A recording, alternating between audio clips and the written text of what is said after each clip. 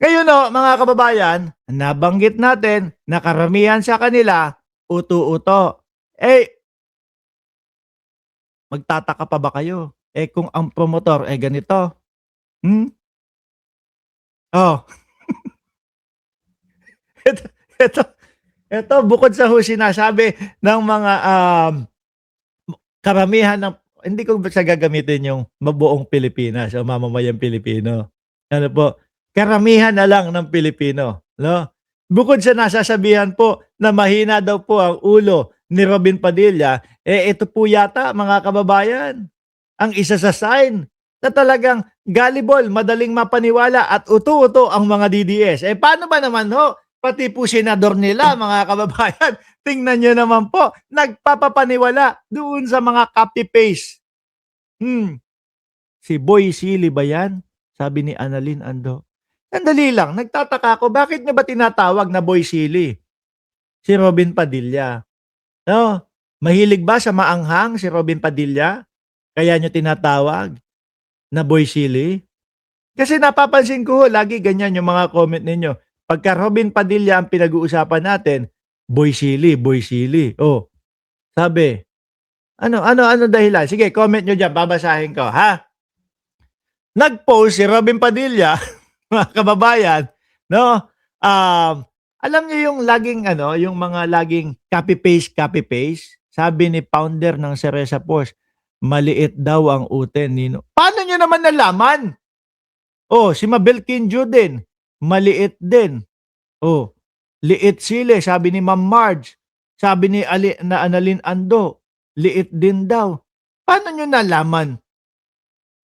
Kayo baka tsismis yan, baka hindi totoo yan. Explain nyo kung paano nyo nalaman. Ngayon, balik tayo dun sa post ni Robin Padilla. Eto, ang tagal-tagal na hong umiikot nito. No? Yung iba nga, hindi na pinapansin itong mga ganito. No?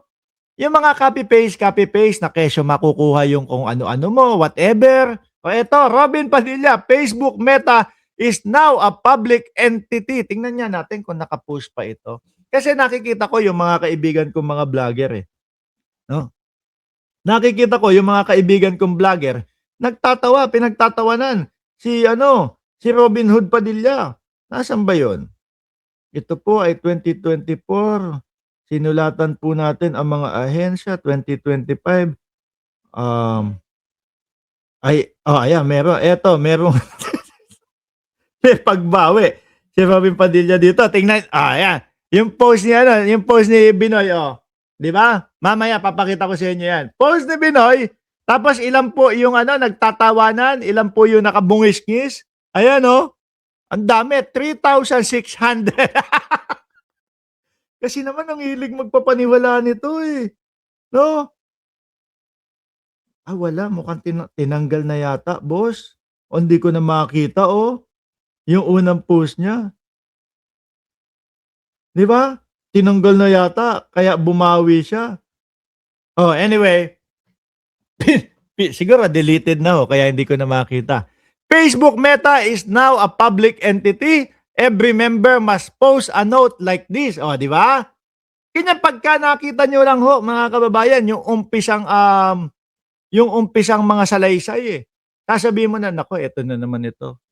Papa-copy-paste na naman sa akin ito, tapos ipopost ko sa social media, etc., etc. Wala namang mangyayari. Facebook Meta is now a public entity. Every member must post a note like this. If you do not publish a statement at least once, it will be technically understood that you are allowing the use of your photos as well as the information contained in your profile status updates.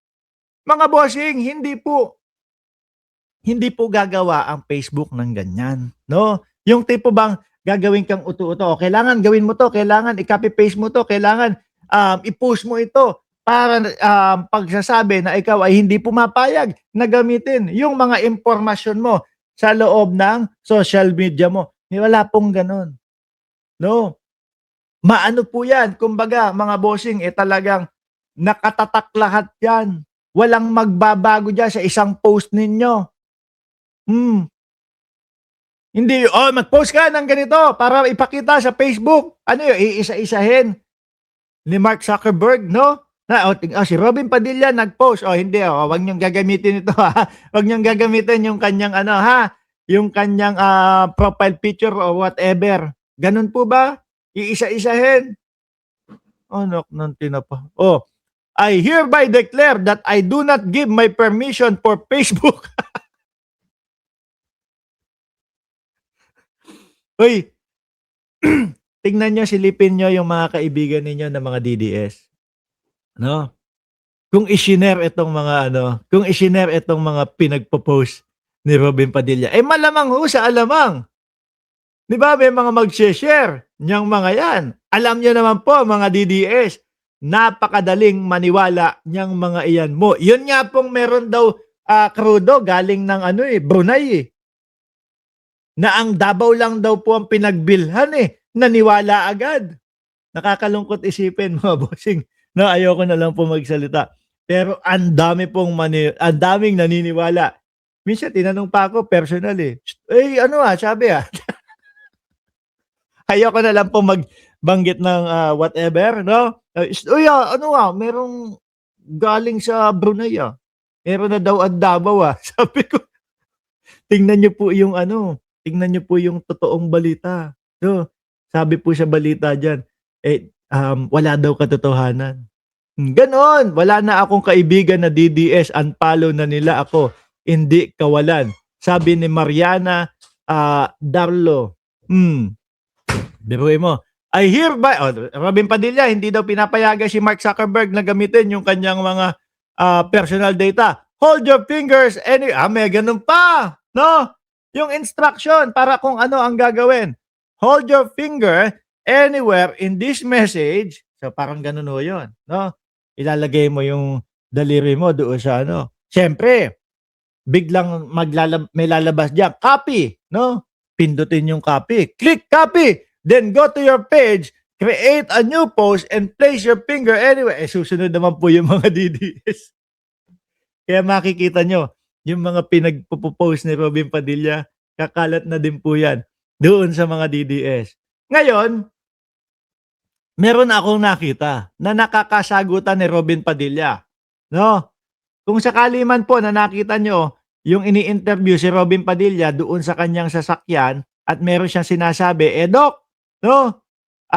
Nakalimutan ko na yung mismong mga binanggit ni Binoy doon Doc, mag-asal doktor o whatever ka naman. Tingin ko, eto yon si Doc sa Art Samaniego.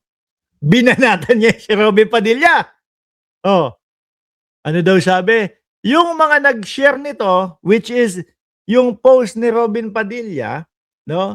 Yung mga nag-share nito, malamang na-scam na or next victim ng mga scammer. Bakit daw?